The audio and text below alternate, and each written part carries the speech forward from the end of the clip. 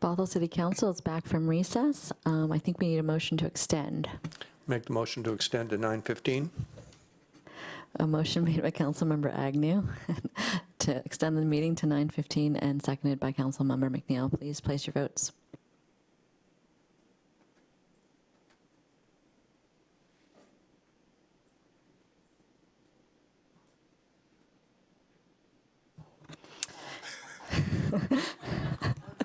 Your own motion. Motion not unanimous, 5 in the affirmative, and the council member who made the motion in the negative. Motion carries, and Mayor Ream absent and excused. And with that, we'll move on to new business, AB 18106, adoption of ordinance enacting changes to the city's procurement policy. Hi, good evening. I've already promised to be brief, so you may not even need 9:15 for that motion. Just a quick history first. The policy as it exists was established in 2006. There were a couple of tweaks made, minor tweaks, in 2008 and 2010, but as it exists today, it has been since 2010, so no changes have been made in the past 8 years. What the executive leadership team is recommending tonight are some changes that seek to keep the balance between keeping the process efficient while still keeping appropriate safeguards in place. And then there's a few minor housekeeping updates, and I'll touch on 1 or 2 of those as we go. So the proposals before you tonight, the first one is to increase the level at which council approval would be required for public works projects, professional services, and legal services, all to $100,000 and up. That would align those categories with the existing threshold for supplies and equipment. Also allow competitive negotiation for IS purchases, and what that means is just you wouldn't necessarily be restricted to low bid. IS would be able to evaluate, like if you're buying a piece of software, for example, how does it play with our other pieces of software? What, what's the best fit there in terms of just, instead of just price. The next one, allow direct negotiation for small public works projects that are less than $10,000. Public works staff may have some things to add on this, but the general rationale there is that they're spending more in staff time to round up contractors for smaller jobs to get them on the appropriate roster. Some contractors doing jobs that small don't want to pay to be on a roster. So there's an inefficiency there that they're trying to address. The update would also specify some purchasing authority for staff that man the Emergency Communications Center during declared emergencies. Just spells out what levels that they're able to make purchases without going on to the next level. And finally, the housekeeping changes and updates, that's when like references to RCWs change and things like that, just given the document a once over to make sure everything refers to what it should. The one thing I'll note there for the housekeeping changes is that we're proposing to add a conflict of interest disclosure and an acknowledgement that staff has read and understand and agree to follow the policy.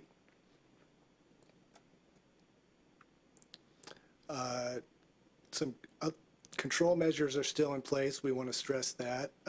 You as a council still approves the biennial budget, and all purchases need to have sufficient appropriation or they can't even get to the point where if somebody wants to buy something. Accounts payable voucher lists are still published and approved by you monthly. And then there's 3 different steps in the process where purchases and contracts are audited for compliance.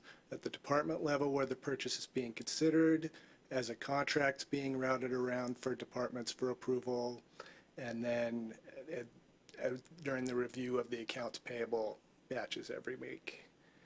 Also, as I mentioned, we're adding these new conflict disclosure and acknowledgement forms, which beefs this up a little bit, I think. And I want to stress that at least since I've been here, which was 2004, we have not had any audit findings in the area of procurement. So I think the general process that we have here has worked well and it's doing a good job at managing the risk. with that, I promised I'd be brief, so I'll open it up for any questions you might have. Who has questions? Councilmember Zorns. This is more of a question for the public because I want this to be clarified for them. So because we are bumping up the threshold that has to go to council approval, we're not bumping up their spending in the budget. They still have to stay within their budget that's approved, That's correct? 100% correct. Okay, that's what I wanted. Thank you. Councilmember McAuliffe.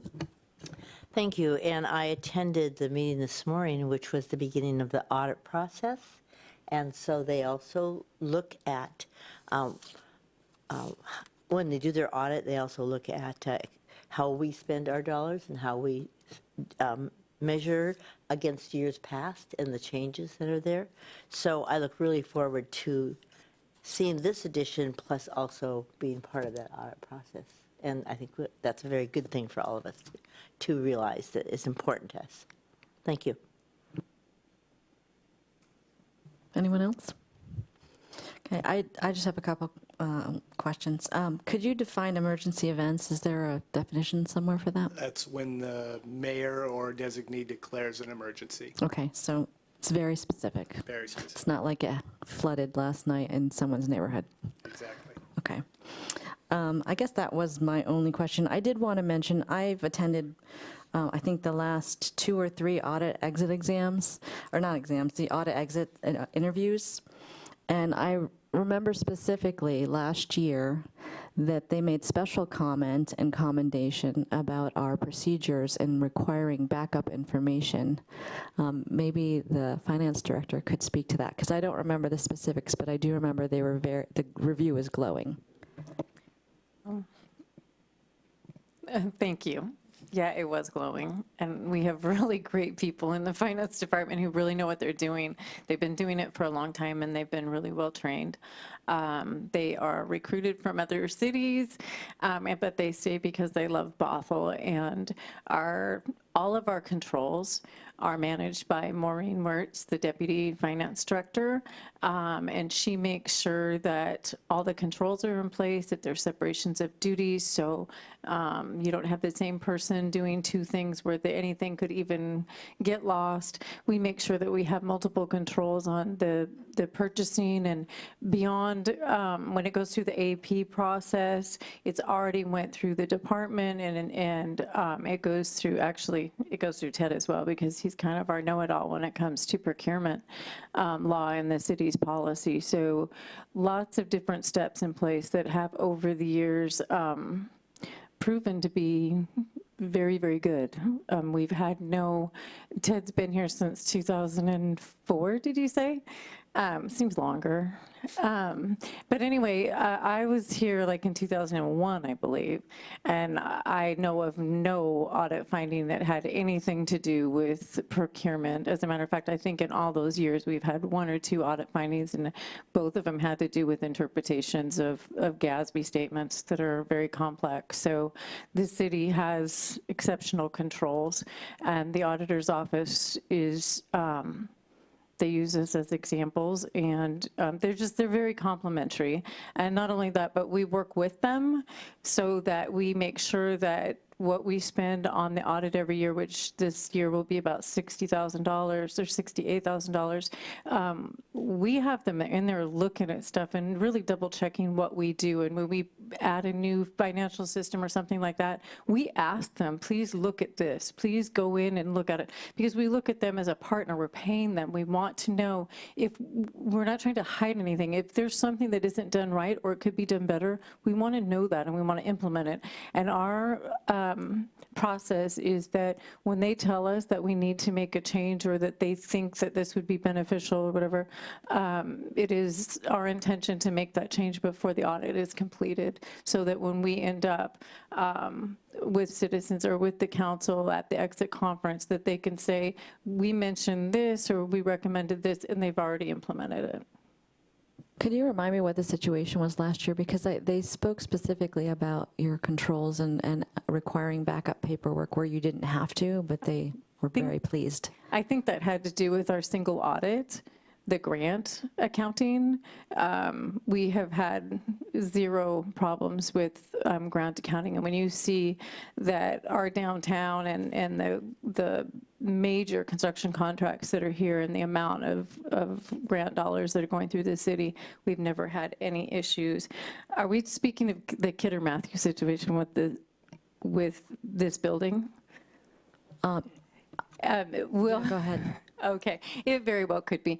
There was an issue where we were not getting the proper paperwork or backup that we felt that state law requires, which is an itemized invoice from the company that was providing facility maintenance in this building. And we just did not pay with them and worked with the state auditors to go through that process and make sure that we got exactly what we needed before we made payment. And so, yes, that was one of the things that Kidder Matthews works in 6320 projects, and a lot of them. And so that means that the other entities that were using them were making payment on these items that did not provide adequate backup for what they were doing. So we actually went to mediation, and the city manager was involved, and Kidder Matthews and COB Properties were both involved and came out, and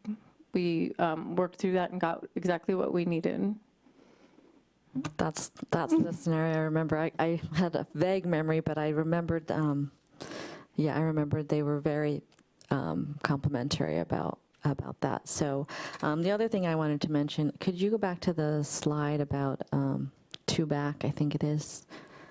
Yeah, so I just wanted to mention that the direct negotiations for small public works projects, it makes so much sense because there's so much wasted time going out and trying to get bids from contractors for these tiny little projects, and it wastes staff time and it wastes contractors' time, and I just think this is a huge thing that we can do for efficiency in our city.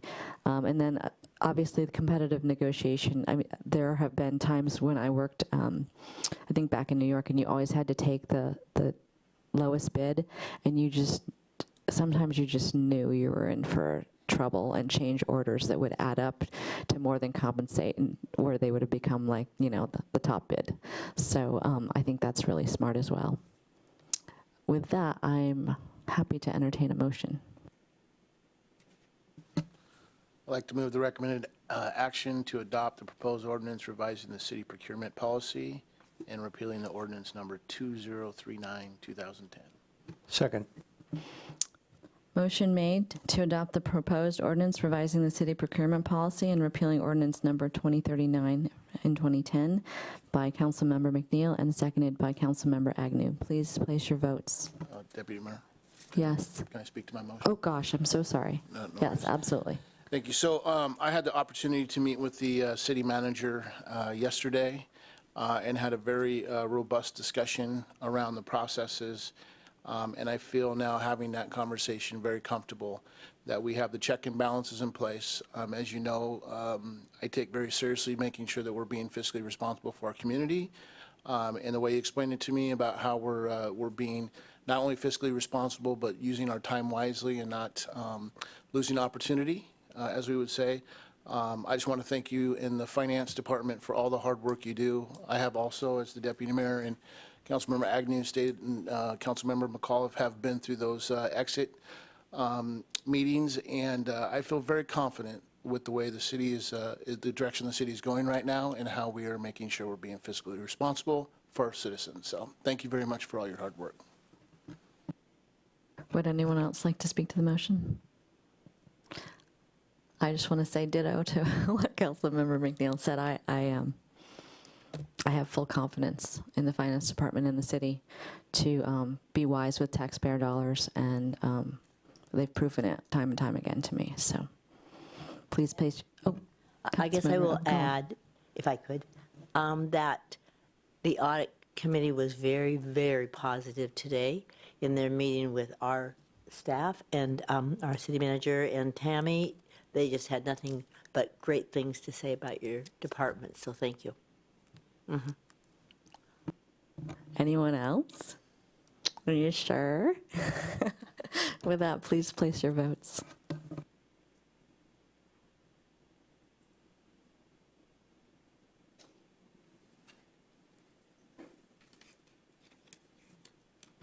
Motion carries unanimously with Mayor Ream absent and excused. So I just need a motion to close the meeting. So moved. Second. Motion made by Councilmember McNeil and seconded by Councilmember Olson. Please place your votes.